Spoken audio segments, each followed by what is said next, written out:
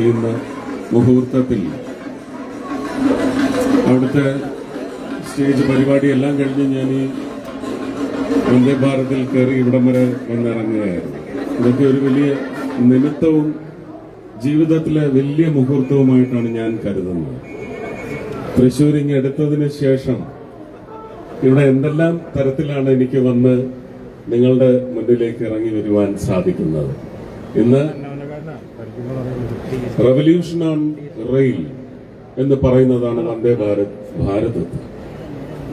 അതിൽ തന്നെ വളരെ വിപ്ലവാത്മകമായ, ഒരുപക്ഷെ ജനങ്ങളുടെ അത്യാവശ്യം, ബംഗളൂരു കൊച്ചി എന്ന് പറയുന്ന രണ്ട് ട്വിൻ കമേഴ്ഷ്യൽ സിറ്റീസ് എന്ന് പറഞ്ഞാൽ ഒതുങ്ങില്ല.